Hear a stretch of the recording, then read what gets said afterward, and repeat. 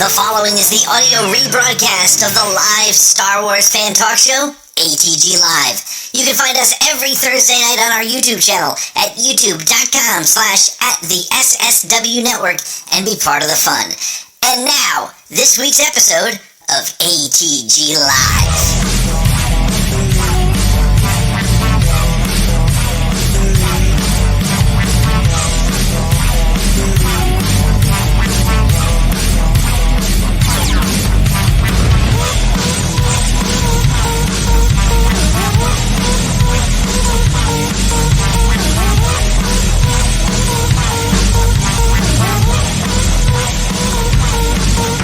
Welcome to ATG Live, your Thursday night home for all things Star Wars conversation, guests. I'm one of your hosts. I'm Pete Fletzer, and I'm joined by my good friend, Mr. Nick Mielke. Nick, how's it going, man? What's going on?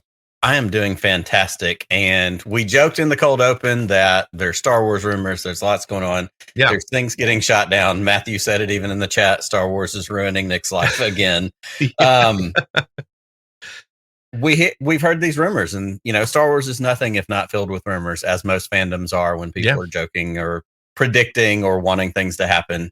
But we saw something interesting this week. We have seen Lucasfilm step up a little bit and kind of categorically deny some things, including the supposed title of the Rey movie. They even called out somebody on Twitter and said that's categorically not true. That's not what it is. So yeah. I mean, we were talking a little bit before we got started. It's encouraging to see that they're getting ahead of this, which to me also says that this Rey movie is the real deal.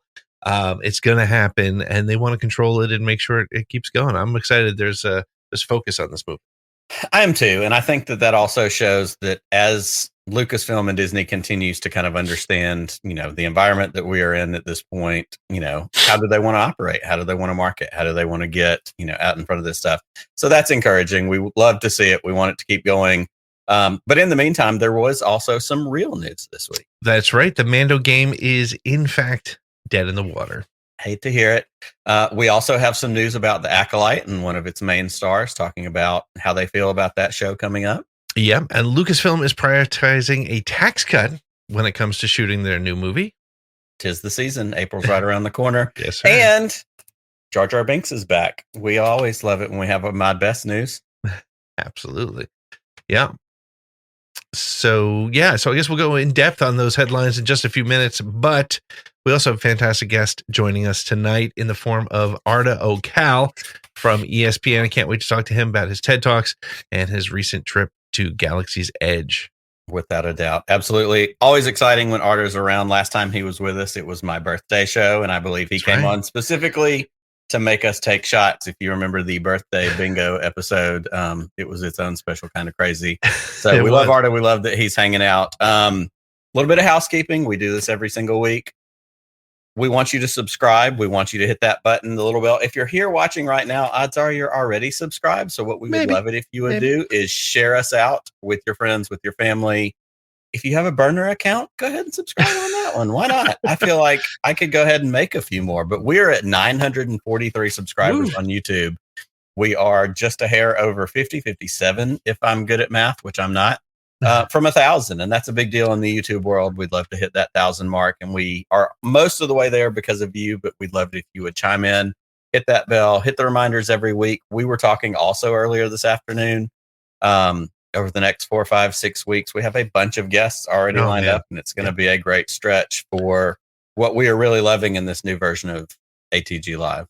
Absolutely. You're going to want to be hanging out for those. And also make sure to follow us on social media, because that's the best way to find out who we have, when we have, what's going on. You can follow us on Twitter at ATGcast, and everywhere else you can find us at the SSW Network. Head on over to our website, the SSWnetwork.com, to find all the links to shows and to Patreon programs and to our merch. And by the way, if you're interested in our merch store, we've cleaned it up a bit. We've thinned it out. We've made it a little easier for you to use. Head on over there and use the code SHILL15, and you will get 15% off your entire order. There's still some really cool stuff there.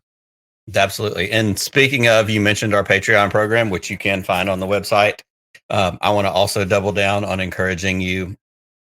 If you're not a Patreon supporter, we would love for you to join that for as little as $3 a month. You can support what we are doing, with the network, with the shows we do, one of the perks of that is you get to get in early on our Around the Galaxy, which is our long form interview podcast.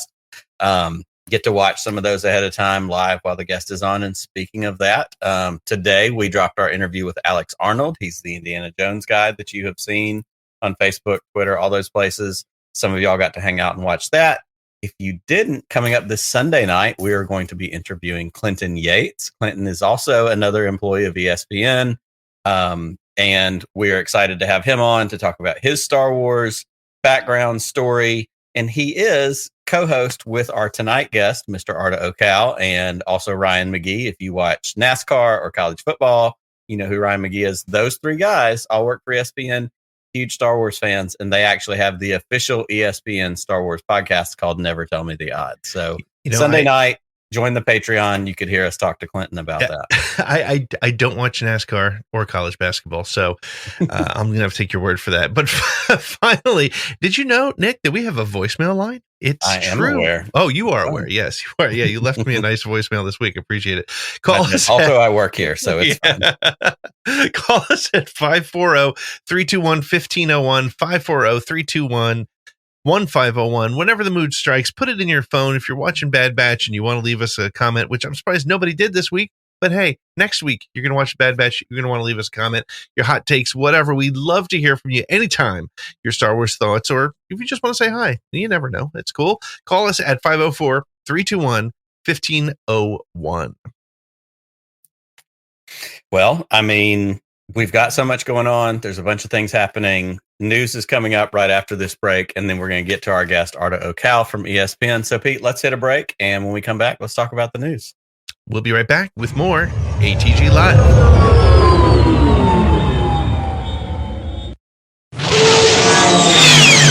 Welcome back to ATG Live, your Thursday night hangout for all things Star Wars. Thank you so much for hanging out with us. If you're here for the first time, and I think you might be, there's a handful of you who are there, hit that subscribe button, hit that reminder button, tell a friend, tell a family member, hang out with us.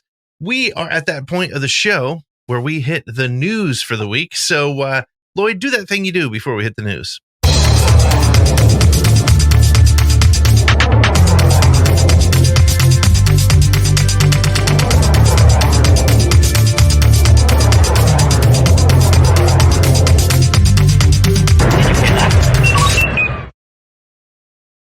Well, Pete, we have an acolyte star feeling the pressure. In an interview released from Magazine C, the star of the upcoming Disney Plus Star Wars live-action series, The Acolyte, Amanda Stenberg, shared their feelings about being the face of the next wave of stories from a galaxy far, far away.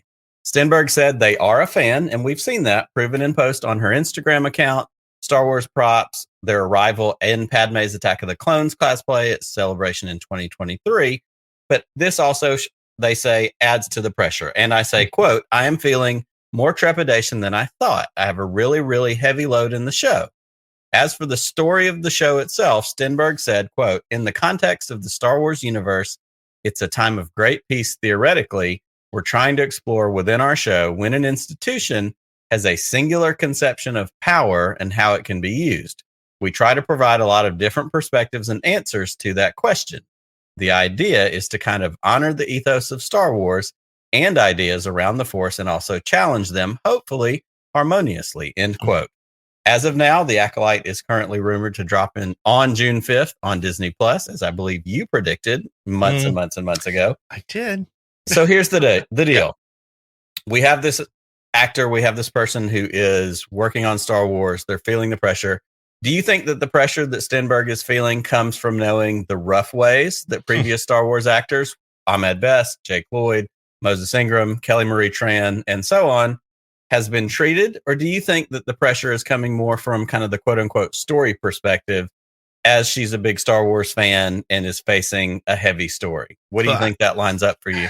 Yeah, I think honestly, it's this weird combination of all of it, right? I mean, Amanda Stenberg is an African-American woman who is out of the closet and is openly, I think she says, bisexual. In pieces of the Star Wars fandom, that is going to cause a problem. She's like 0 for 2 to start from the gate as far as some of the grifters are concerned, some of the laser eyes websites.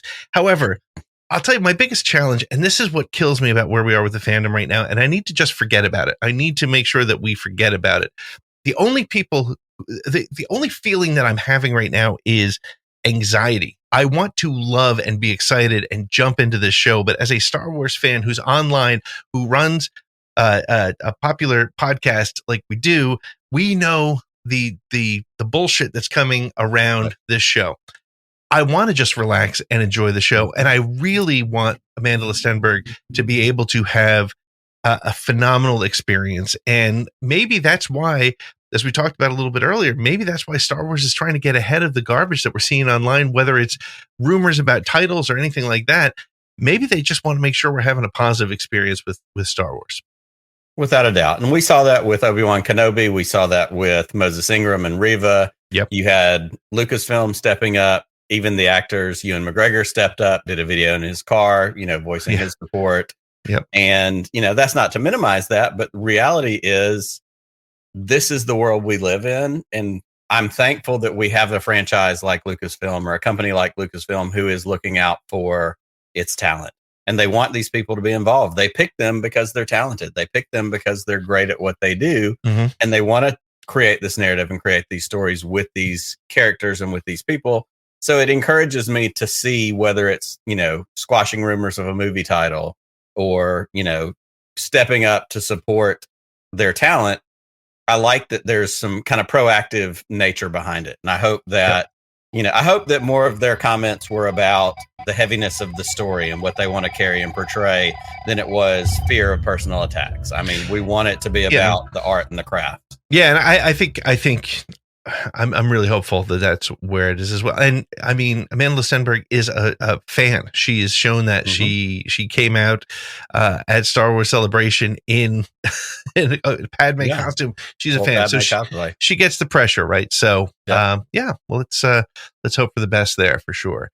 Well, on to our next story. The Mandalorian is shooting in California. In a move that would make the Trade Federation proud, the next Star Wars film, currently called The Mandalorian and Grogu, will be shooting entirely in California to take advantage of one of the Golden State's largest tax breaks ever, almost $22 million. The cast and crew is said to be made up of 500 crew members, 54 cast members, 3,500 quote-unquote background players, I don't know what that means, and will take 92 days to shoot. If the rumored start date is correct, the filming will wrap in mid-October, and that's still shorter than The Rise of Skywalker, which shot over 6 months. This is going to be the first Star Wars movie filmed entirely in California. Nick, I don't know how I feel about this. Once again, I want to be positive. I'm generally positive. But with things like recently, we just read about. We've been seeing a lot about the was it Roadrunner movie, which got shelved for a tax write-off. I mean, I'm glad that Lucasfilm is taking advantage of the tax write-offs, but man, I hope that's not driving decisions. Because what's a Star Wars that's not shot in Tunisia, right? Or at Pinewood Studios in London. So I'm a little concerned. I'm a little nervous. It just might be the old school thinking that I have, but. What are your thoughts on it? Well, we talked about this a little bit last week, and you were not with us, but Corey, our friend Corey Ryan Forrester, we talked about, the low budget, quote unquote, low budget, $130-ish million. Yeah. What does that mean? That's essentially the budget of a season of The Mandalorian. I think this is nothing but positives. And despite the sarcastic, grouchy nature that I carry most of my everyday life, I am an optimist at heart. And I think that there is a lot of positives in this. I think being lean, working quick, having the ability to take advantage of something like a tax break we talked about last week. I think, in fact, it was Cheyenne that said, that doesn't take into account marketing budget and all these other things. I think this is all positives. One, we don't know what the story is, so it may be all set somewhere on the Forest of Endor, which means, hey, we just have to be in the Redwood Forest. We don't know, the different elements that are going to play into this. I see it as nothing but a positive because you look at, a 3-month movie shoot, 92 days, you said. So we're looking at, a month or 3 months and 2 days. One of the positives is that means that movie could very well be out late 2025. That's not that far away when we really think about it. Yeah.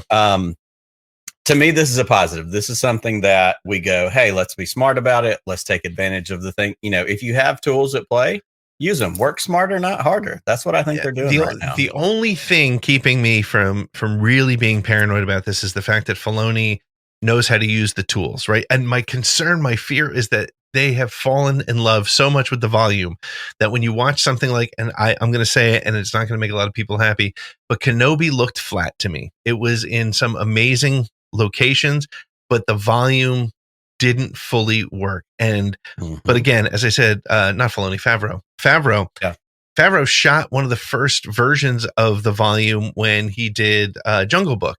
So he gets it. He knows how to use the tools. He's not going to be blinded by it. But man, I just worry about such a small set for such a major franchise. It's not the kind of thing we've seen before from Star Wars. Generally, they go enormous.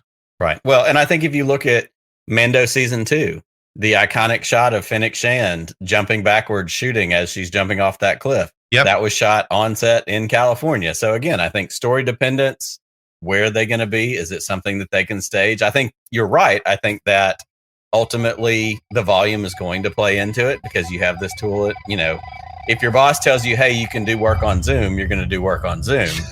I also think that depending on where the locations in the movie are going to be, that also has the ability to still be practical and still be on set. So we'll have to see how that plays out. We shall see for sure. What's up next, Nick? Well, Jar Jar Binks is making a comeback, and I think we're both going to agree 100% we're in favor of that. On Tuesday, actor Ahmed Best dropped a selfie on Instagram in his account in a complete motion capture head-to-tail suit on a large set. The caption just read, quote unquote, "Just when I thought I was out, they pull me back in." One of my favorites from The Godfather, Godfather Part 3. Adding to the mystery was the wide range of hashtags that he used when he included it. Hashtag mocap, Star Wars, Activision, Jedi, Sith Lord, and 2 of the characters he has played, Keller and Beck from The Mandalorian, and of course the iconic Jar Jar Binks. The inclusion, though, of the hashtag Activision implies the possibility that the big video game company may be creating something in the Star Wars space. But also at the same time, also in recent Star Wars game news, they have not been named as one of the studios. We've heard about games lately, a couple different things. Knights of the Old Republic, the supposed Mandalorian game. Activision hasn't been a part of that as far as we know. Activision is also not the company that brought Jedi Outcast, Jedi Academy games to the market. So the question is, what does this mean? So here's my take. Yes, please, and thank you. We need Ahmed Best in Star Wars every possible chance we get. I don't care if it's a video game, TV, movie, game show, comic book, anything else. Wonderful man has overcome a lot of adversity. Seemingly, it has never let him get so far down. I think he's a great ambassador for Star Wars. Yep. Overall, I think about our friends Christina Ariel, Kristen Baver, some of those people. Here's what I think. What if one of the next things that Ahmed Best does is that he is a quote unquote Lucasfilm ambassador? He's somebody who introduces a behind the scenes feature. He's somebody who's a part of main stage stuff at celebrations. Like, let's let this man continue to develop his love, not only for this fandom, but for the roles and stuff that he's played. Pete, what about Ahmed Best as a face of the franchise? I love that as a concept. I think, Anthony Daniels did it for a while. Anthony Daniels, the only Star Wars celebrity that has me blocked on Twitter, and I still don't know why. I like to say it's because who really loves Anthony Daniels? Anthony Daniels. But anyway, I digress. Anthony Daniels, you have Warwick Davis has been the face of the franchise. And you know what? The kids that love Jar Jar Binks are the next ones going to Star Wars Celebration. Let's put Ahmed on stage. I am excited about where this could go. I hope it's Jar Jar in some sort of live action show, but the Activision tag kind of deflated that hope. Right. I think we'll see him in some sort of game, but I don't know which game. I don't know where he's going to show up. Maybe it's a Jar Jar Binks game. I mean, I don't know. Or it could just be, our good friend Deborah Wilson, who's been on the show a couple times, maybe he's just doing character. Maybe he's doing a generic Gungan. Maybe he's doing just some mocap work or performance capture, as Deborah told us. I'll never forget that. Exactly right. But it's really, I would love to see him. I would love to see live action in Jar Jar. Maybe in I don't even know where. Look, Jar Jar was mentioned in the Chuck Wendig books. So was who's the from the why can't I think of his name? The Mando guy who was wearing the armor, the guy that you like, who is the what the hell is and wrong now with me? Justified. Justified. Yeah, right. That guy. Chat, help Marshall, the most blanking brain fart we've ever had on this show. That guy. But bring Jar Jar Marshall back. Let's have Jar Jar in the Mando, or buddy cop movie, The Marshall and Jar Jar. Let's go. Cobb Vanth. Thank you, Angry Tasty Cakes. This is why Lloyd gets a paycheck from us, so he can remember that we're idiots. Timothy Oliphant. Yes, my goodness. Yes. Thank you so much. But yes, let's see him in Mando. Let's see him and Ahsoka do something together. That would be cool, right? I mean, all of it. I'm here for all of it. I am too. All right. Well, let's hit our last news story. Well, unfortunately, Respawn and EA say that the Mando video game is a no-go. Last week, we reported that rumors were spreading that Respawn EA, the company that brought us the beloved Jedi Survivor and Jedi Fallen Order games, was in the midst of creating a Mandalorian-themed first-person shooter. Well, yesterday, it was revealed that as a result of over 650 layoffs at the game studio, the Mando video game was taken out of production in favor of a third entry in the Jedi series.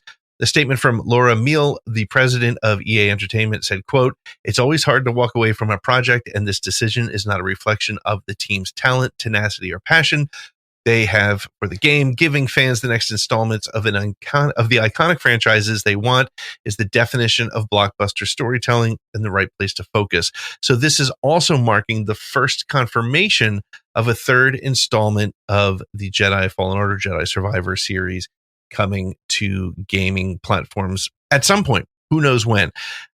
Here's my big issue. Here's my biggest concern. Again, it's a great opportunity for the fandom to blame Lucasfilm, to blame Star Wars as a franchise, to blame Disney for something. This is all on EA. EA dropped the ball on whatever this was. I don't pretend to know their business model. I don't pretend to know how they got to where they are.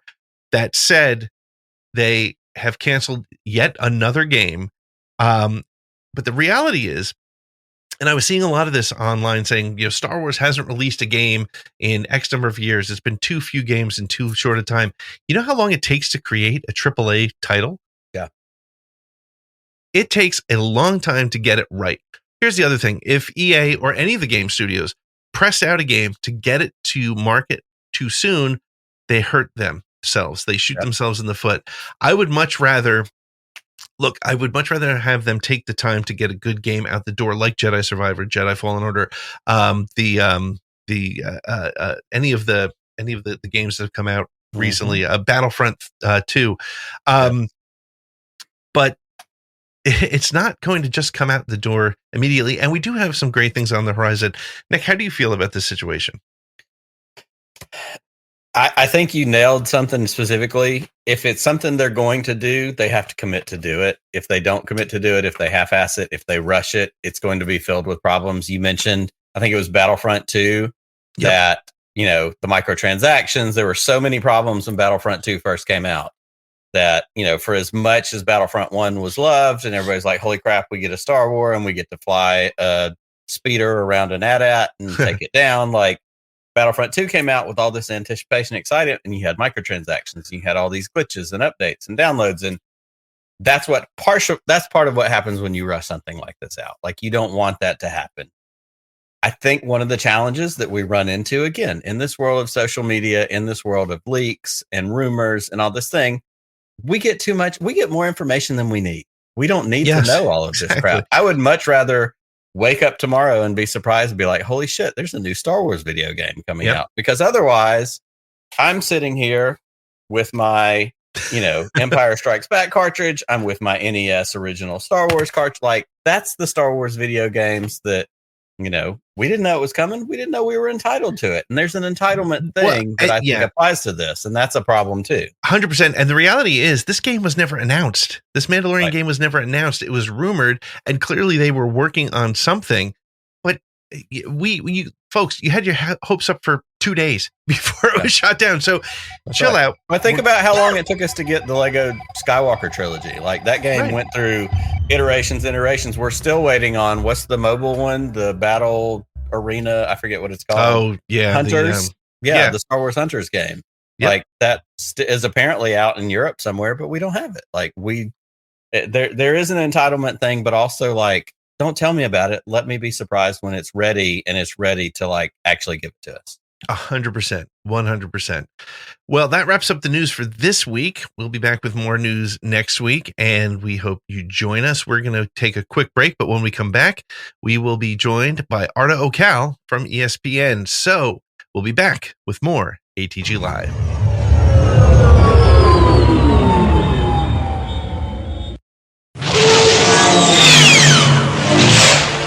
Welcome back to ATG Live, your Thursday night home for all things Star Wars talk, conversation, news, etc., etc. Nick, you know what? One of the things I love about the new format is that we get to hang out with some great people. We've been very lucky to have some great people already, but this week we're bringing back a guest who joined us a couple months ago for an Around the Galaxy episode, and he showed up at my birthday show as well and made sure that I had to take some shots. So good friend of the show. So anybody who makes you take a shot means it's definitely a good friend of the show. Yep. So all right, well, so let's bring in our special guest.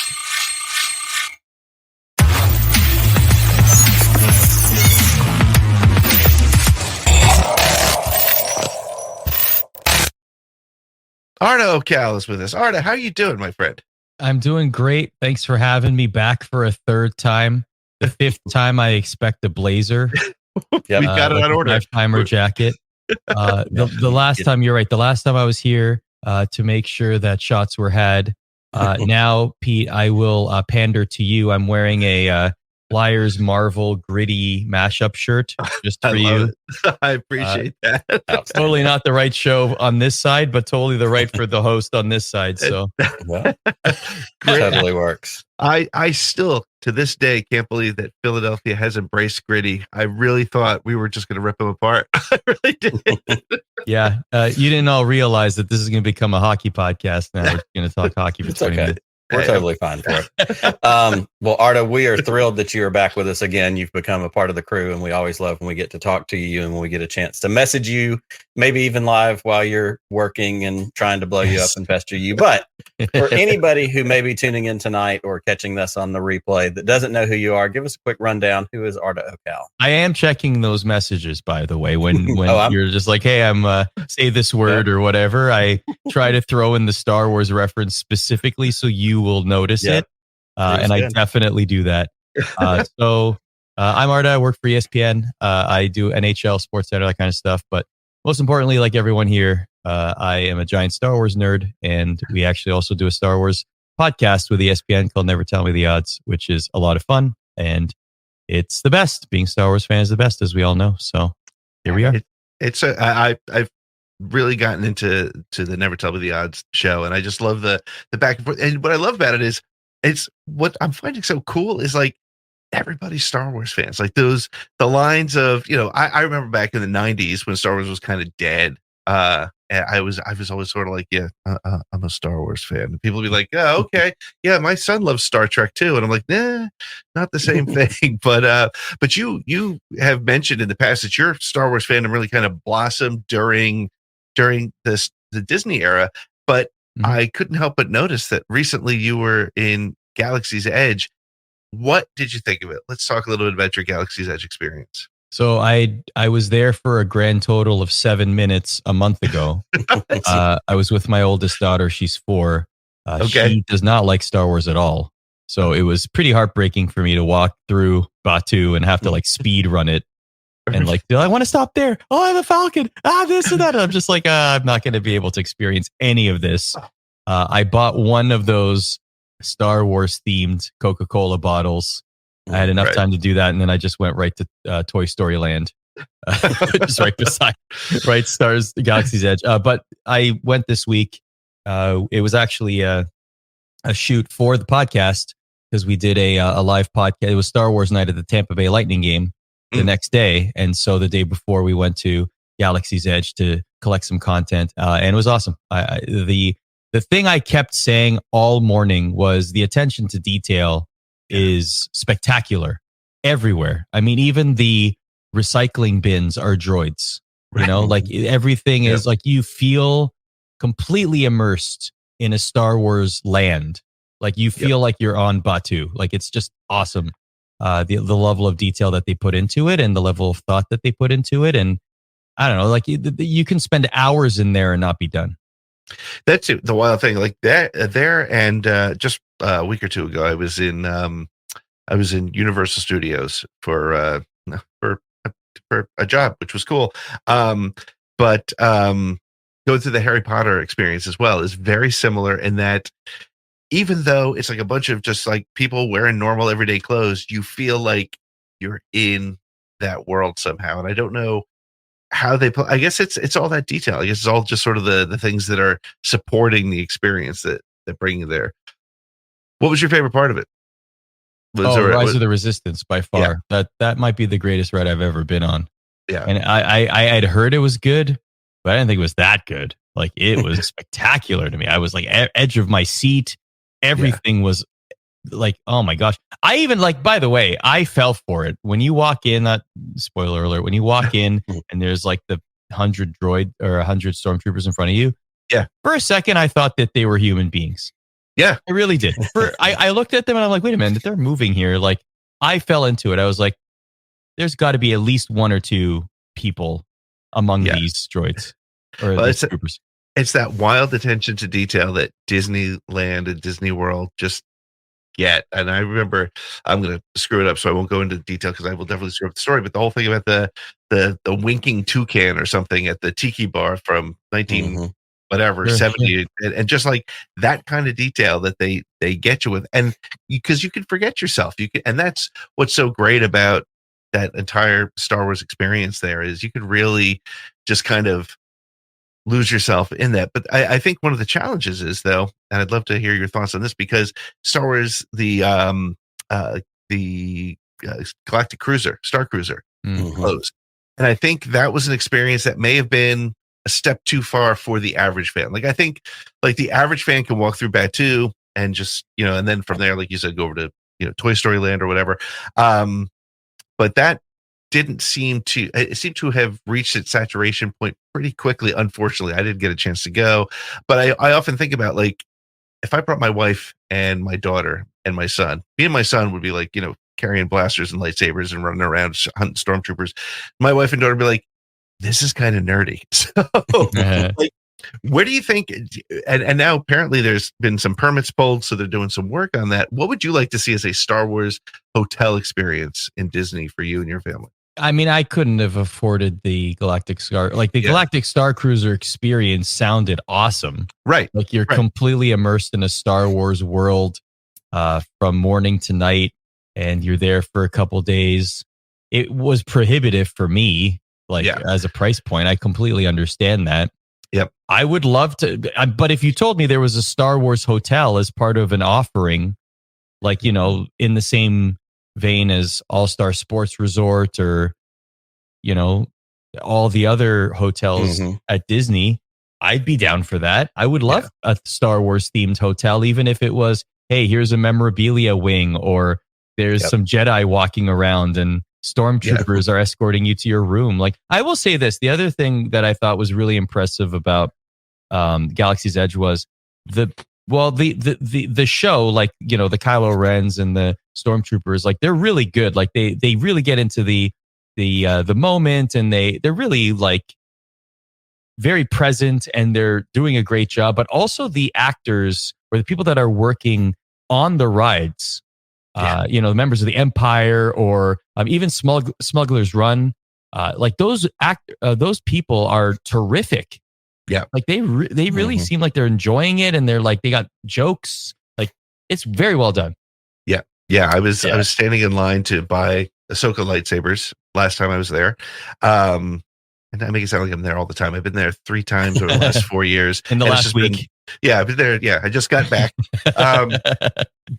But even the people in line are like, bright suns, and they're playing the game. And it's funny to watch people try to get them to break And the good ones are just like, oh no, I'm not familiar with your world or whatever. It's pretty cool. So, I love it. Well, and you talked about, you guys were there, you collected some content and you've shared, some clips out on your Twitter feed. I don't know if it's from the show or from one of either Clinton or Ryan. Somebody shared some, clips out of you guys with Rise of Resistance in the Falcon, all that kind of stuff. And something that stood out to me, and I would be this way, I haven't been yet, but I will be this way when I go, which was in all three of your faces, it was a childlike wonder and joy, which I think truly does speak to the detail that Disney and Imagineering puts into this kind of stuff. But also just that thing, like we all grew up or came to Star Wars going, oh, I want to live there. I want to do that. And you get to. And I think that's really special. And it was very noticeable in all three of you guys, just in those few clips that you shared, building a lightsaber, going through those rides. It was neat to see that. Did it feel childlike, I guess? 100%. We felt completely immersed. We were overjoyed. I told them, Clinton Yates and Ryan McGee are the two others that I do the podcast with. We're literally like we're at three completely different corners of ESPN coming together because of our love for Star Wars. Right. And it's the best. Like we've become great friends through our love of Star Wars and the passion and basically nerding out about it on every episode that we do, right? So cool. Like, discovering that intersection between sports and Star Wars, which is a lot of fun.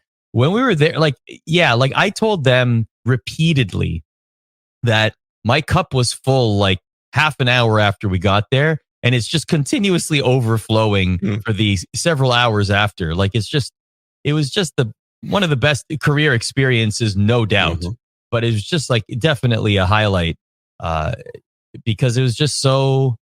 Yeah, like you could tell, like it just took you back to when you discovered it and fell in love with it, and it just brought your passion to a whole new level. And yeah, like it makes you absolutely want to go back several times.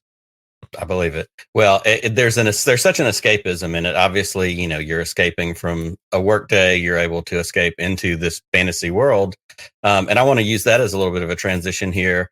Also, speaking about escapism, you did something recently that I just ate up every bite of, which is you have a TED Talk that just dropped last week or the week before. And I watched it as soon as I saw that it was out because I was like, hey, I know that guy. I want to hear what he has to say. And it spoke directly to me. And I messaged you about it after the fact and just was like, I could have written this. Like, I feel this exact same way. Tell us about that experience. Tell us about the talk. Give us a little, what it's about. Tell us about Arda, the TED Talk expert now. And you were the first to message me, actually. I want to make that clear. No, you were the very first person when they finally fantastic. Posted. You posted months after the fact, and it was you were the very first person when that video got posted. So I appreciate that. No, it's that good. I really loved it. Well, for Star Wars fans, the final third of the talk is all about Star Wars. And I basically I don't want to spoil it too much because I'd love for you guys to watch. Yeah, go check it out. Watching. But basically I do a deep dive on Star Wars and how I find inspiration through watching Star Wars in ways that you may not necessarily consider. And I use Grand Admiral Thrawn as like the sort of centerpiece of that. It'll make sense if you happen to check it out. But for Star Wars fans, I think you'll enjoy it. There's a couple of the standard Star Wars jokes in there that we love to hear. But yeah, no, I appreciate that because I'll say this, like, people ask, like, what was the toughest part of doing the TED Talk? Honestly, it wasn't difficult to be up in front of a bunch of people talking. It, especially in my line of work, it was memorizing a 20-minute speech. That was the toughest part because I can ad-lib something for half an hour. I can read a prompter for half an hour. That's no problem. But if you're asking me to memorize word for word something, especially something that I wrote, like that I found to be the most challenging part because then there's this added pressure that I don't normally feel in my job of, I have to like make sure that I know where I am in this speech. And there was no monitor in front of me to tell me where I am. Like this was all from memory. So that was the most stressful part for sure. Well, it's very impressive. And it does something else that I love and of course spoke to me. And you talked about it even with your co-hosts in the podcast, is it brought in sports, it brought in Star Wars, and it created this kind of mixed environment where you're like, this speaks to a lot of different people on a lot of different levels. And I think that's something that makes a talk like that successful is you're sharing your real experience, but it can go for the sports guy, the nerd, or the ones like me who are both of those things. I appreciate that. No mention of Gritty, Pete. I'm sorry. That's all right. Maybe the next. Maybe I'll do a TED talk on Gritty. Yeah. I don't know. The benefits of Gritty in society. I like that. But it is what it is. It's interesting because I think that that's again, we were kind of saying it before. Like Star Wars is like, it really is reaching everybody, and we finally have reached this point where it's like, it doesn't matter if you're, the jocks or the nerds, right? If you go back to high school, there's like everybody can get into it. You can see a guy down at the local, McDonald's wearing a Star Wars shirt. You can see, it's just so baked into everything we do. And now it's like, it's okay to be a fan. And it's funny to say now because it's not a recent phenomenon. It has grown, but I think it speaks to just how deeply a part of our collective consciousness it is. But speaking of collective consciousness and things, this is me and Nick say it all the time. It's an embarrassment of riches. All the Star Wars coming out, right? We got Acolyte coming next. We've got Tales of the Jedi. We've got for your daughter who doesn't think Star Wars is cool, she can watch The Young Jedi. We've got Skeleton Crew coming. We've got 4 movies on the horizon. What if you could pick one of the things that we know is coming and just watch it tomorrow and be have it ready for you? What are you picking to watch and why? To your point about Young Jedi Adventures, yeah, we have a 1-year-old as well, and I was like, you know what? And I decided this today. I was like, you know what? I'm just going to have her watch Young Jedi Adventures just so I could start her as early as possible. And it kind of worked a little bit on the 4-year-old too, because it's almost like, oh, wait a minute. Mm-hmm. Younger one is just sort of watching it. So maybe I'll finally watch it. So like, I think we're almost there, boys. We're almost there. Like I can see the inflection point. Like I could just see it. And I'm like, oh, unlimited power. Yeah. It's like Bluey for nerds. That's what we're talking about. Bluey for nerds. Yes, that's how I should say it. Bluey for nerds. Yeah, come on. Oh man, there's a lot. Yeah, that's a good point. Well, I can't wait for, I'm a Thrawn guy. I can't wait for more Thrawn stuff. So Mandalorian Grogu, I hope Thrawn is like the centerpiece of that. As on the bad guy side. So I hope that, I can't wait for that. Acolyte's going to be interesting because like we don't get much live action High Republic. Like, isn't this the first one? So that's going to be interesting, right? I will say like I've started to get into the Star Wars comics. Like I've started. I've been, I'd say about 4 or 5 months. And the one that I'm still like struggling to catch up is the High Republic era. Yep. And I've been told you got to read Light of the Jedi. Like that's the starting point. Like read that book and then you'll be good. I have not done that yet. And maybe that's why I'm still a little like, some of it's like just going over my head. Pete, we were texting about this the other day. Yeah. Like it just kind of goes over my head a little bit. Not that I'm not enjoying it. It's just, I need to catch up a little bit, especially on that era. So maybe Acolyte will be maybe that'll kind of, make it easy for me to dive into that era and love it, Yeah. I'm hoping that too. I think it's, I think it'll be interesting because I feel like, and maybe it's just this weird sort of spot that I'm in as a fan since I saw it in 77 as a kid. It's like, it always takes people like the prequels. I've said it before. I admit I was not a big fan of Phantom Menace when I walked out the door, when I saw it the first time. I've since come to, it's it always falls in the top 3 now, which is weird for me because I remember when I walked out, that wasn't going to be it. But maybe that's what this will take. Maybe the Acolyte will make me go, I need to know more about that. And this time next year, perhaps I'll be all in on it as well. But I think that's going to be interesting. I also think so.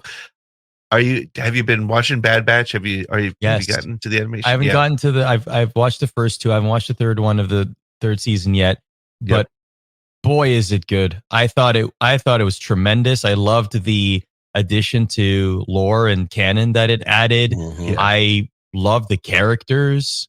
I'm a big fan. I think they did a terrific job with that series as a whole. And the trailer with the Saj Ventress all of a sudden, like, where's this going? I'm like, where are you kidding me? Like, what's going on here?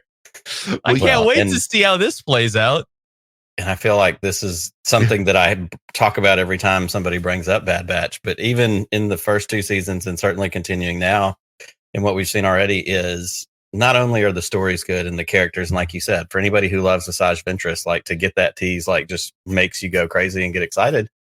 But it's such a beautiful show. Like the visuals of it are so spectacular. The music that the Kiner brothers are doing is just like, it's very Star Wars. And I caught myself in the first couple of seasons noticing those things even more and looking at the, the rich backgrounds, the city chase. And I think the second season had that very like matte painting feel. Like it brought back some of those same like early Star Wars vibes and feelings. And I'm just going, how great is this that we get something that looks this cool and tells these good stories, and it's animated. Like it's not supposed to be quote unquote for a 45-year-old man, but it's freaking awesome. And I don't care. Like it's great. And it's so rich though too. Like that's the thing. Like it's almost like I know that there's people out there that will sort of like dismiss the animated part of it and almost like miss out on these like wonderful, lovely stories because it's not live action. Like some people will just stick to the live action, which is totally fine. Right. But you're missing out on these like incredible stories. Yeah. And to take that to the extreme, that's how I felt about Rebels for the first. I was like, what is this Rebels thing? And then I watched it. It's one of my favorite Star Wars things, period. End of sentence. Star Wars Rebels is that good. And the stories and the lore that it develops to me is just top level. I think I think when you were on the first time, I think we talked a little bit about how Star Wars does work on those multiple levels. I always think of, like, to me, one of the best multi-tiered, multi-level stories of all time is the movie The Matrix, because it works on, if you just want to watch a fun, crazy action cyberpunk movie, there it is. But if you want to get down to religious overtones and philosophy and all that, that's there too. And that's why I think Star Wars continues to work, is I watched the last 3 episodes of season 2 with my son who hadn't watched it yet. And watching tech die again was like somebody started cutting onions in my room, because it was like it worked, and it shouldn't work like as it's a cartoon, and it pulls you in because you just care so much about the characters, you care so much about everything that's going on there. Pete, I'm really hoping, I don't know anything, I'm really hoping for a somehow he returned. Yeah. I'm really hoping here. All right, fingers crossed, man. Yep. I don't know.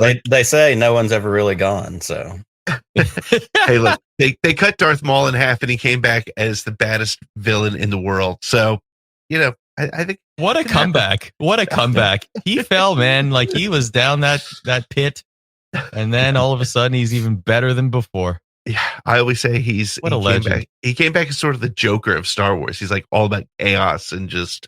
It was great. By the way, I at Star Wars night at Emily Arena, where the Lightning play, Maul was the best by far. Like the best cosplayer was Darth Maul, and like he was like perfect, like the horns, so cool.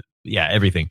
And I just was like, how long does this take you? And he was like, about 2.5 to 3 hours, and my wife helps me. And I just can't imagine. I just imagine like this guy, he's sitting there, and like his wife is like, patiently like painting every stroke, and they're just like, having a normal conversation. Right, like, that's exactly what I thought. I was like, that is that is 100% true love. If your spouse is helping you with makeup that takes about 2.5 to 3 hours to complete, right?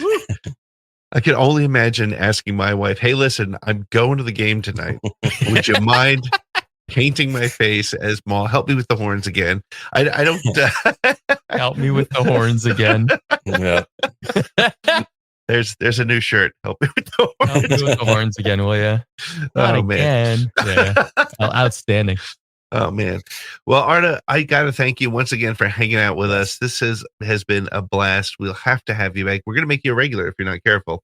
But we do have the blazer on order. Thank you. Yes, we'll imperative. Okay, I will hold out on appearance number 5 until like I want ATGLive. I want the logo here, jacket, and on the inside I want a big number 5. Like I am just waiting. Well, I got it. Speaking of blazers, I got to ask, because I picked up. I was like, "What's the little sunglasses thing on that's Arda's my jacket?" So I put a tie bar. Yeah, a sunglasses tie bar here. Yep. It's just like a gimmick. It's just like something to like just a cute little way to stand out like that. I've just been doing that for years, and I don't know. It's just people are like, it's cool. Like enough that I keep going on with it, and no one has ever told me not to do it. So I'm just like, I'm just gonna keep doing it. Yep. Why not? Why not? Exactly. Any way to stand out, people. Boys. It is. We'll make sure your blazer has room for it. Stitching on it. Yeah, exactly. There you go. Yeah. Boys, bring me back anytime, Pete, Nick. I love this. So you guys rock. So like, let's not wait till Nick's next birthday for me to crash and get him to have another shot. All right. For sure. In fact, Nick, as soon as we go to break, you're going to be doing some shots. So yeah. Well, Arda, thank you so much, man. We will talk to you again soon. You boys. And we'll be back with more ATG Live.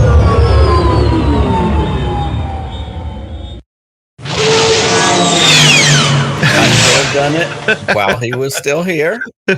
I didn't, but he's right. And you were right. We go to commercial and I go, oh yeah, that's where my shot glass went. So to our friend Arda, to, everybody hanging out in the chat with us tonight. We're about to get to your messages, your voicemails, all your fun stuff. Cheers and happy Star Wars.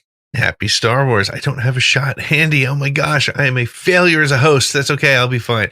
You did just see the clip of this week on Around the Galaxy. We had Alex Arnold talking about Indiana Jones with Nick. And as we mentioned earlier, if you're a patron, join us Sunday night. We'll be talking to Arda's co-host on Never Tell Me the Odds, Clinton Yates, who's also, he's on this little network called ESPN. He's a columnist. He knows his stuff. So we'll be doing that this week. But hey, Lloyd, bring us in for intercepted transmissions. Where are those transmissions you intercepted?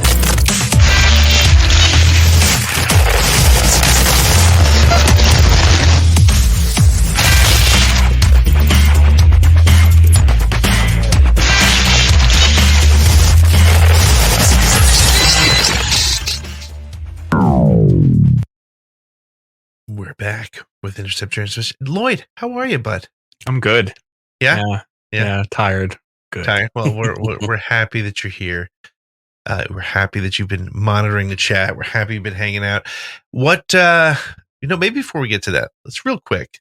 I know you have a couple opinions on the EA respawn thing. So we're gonna. I'm gonna set the. I'm not gonna set the clock. We don't have one handy, but I'm gonna give you a couple, like a minute. Tell us. I'll go quick.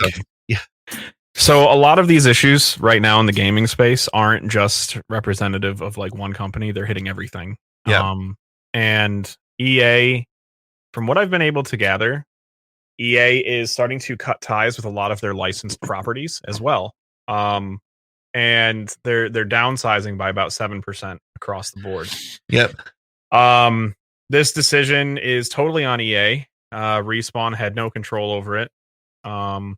And it kind of sucks because Respawn's getting hit with layoffs. Most of the other studios under their umbrella are getting hit with layoffs as well. So a lot of games that were on the being in the oven essentially are now being shelved, canceled.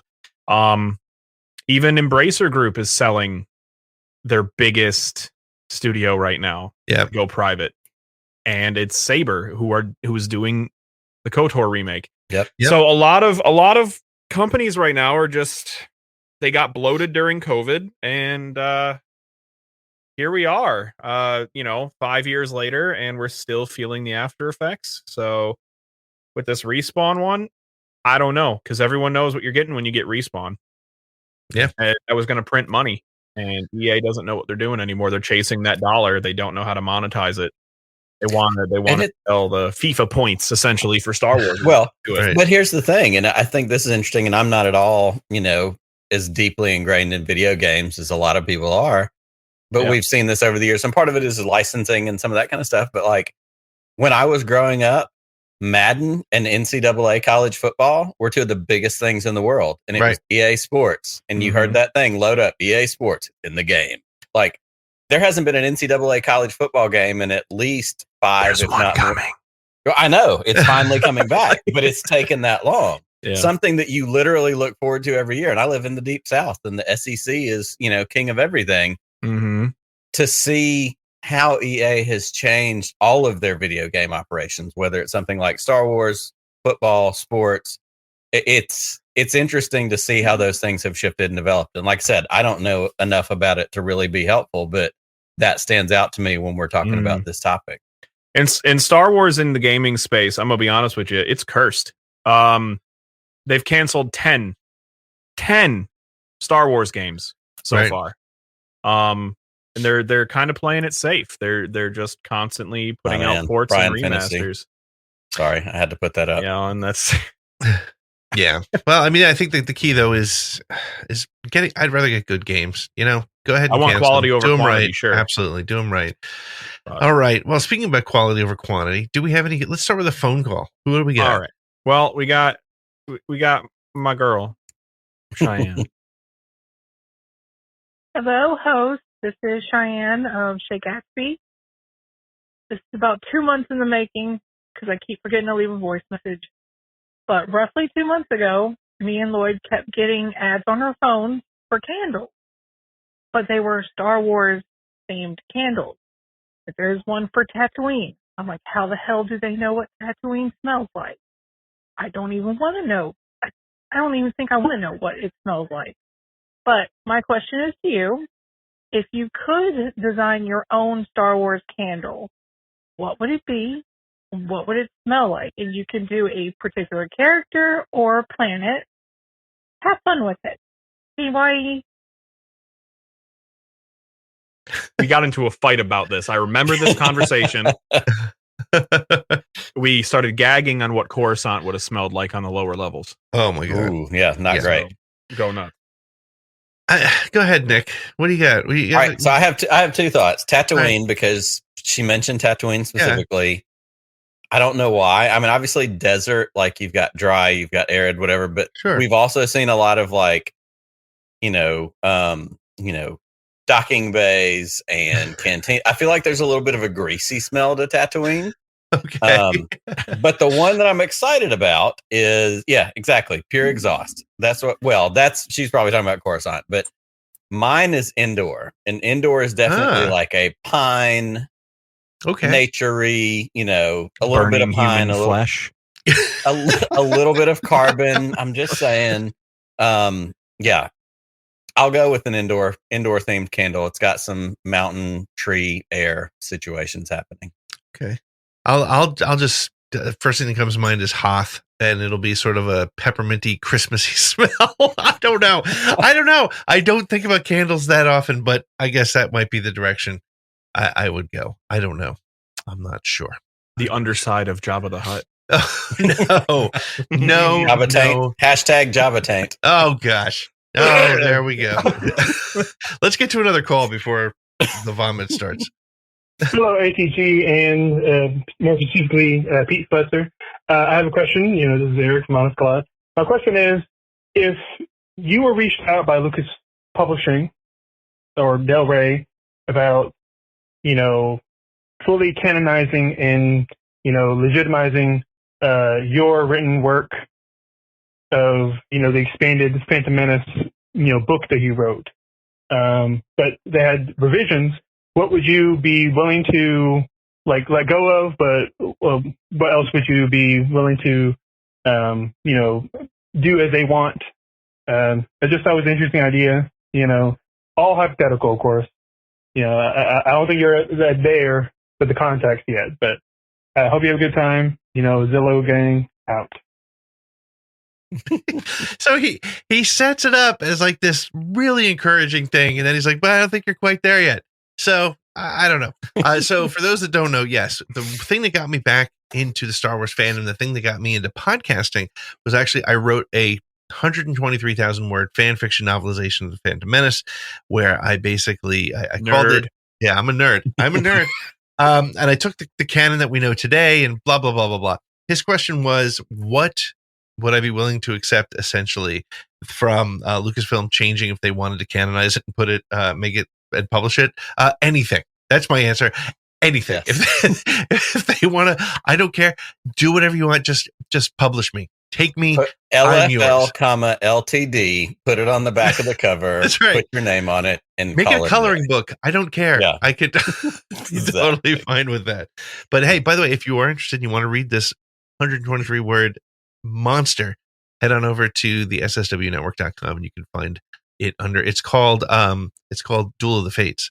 Before they had that idea for episode 9, I had it for episode 1. So anyway, enough about me. Let's go to the next call. Hey, fellas, this is Matthew. Hey, we went to a little pulp culture con in Oklahoma City on Saturday so my son could geek out and dress up and meet Freddy Fazbear and Chica. So we went, and we were waiting in line, and we got up there and got up to Kevin Foster, and I was wearing a Star Wars shirt, as usual. And we got to talking about, between my son peppering with 50 questions about Freddy Fazbear, about Star Wars and how he likes Star Wars and how he looked at my shirt, and he seen that I had a shirt with a TIE Fighter. And he said, the TIE Fighter is really underrated. I've always loved the TIE Fighter. A lot of people don't like the TIE Fighter, but I've always liked the TIE Fighter. And I'm like, that's cool.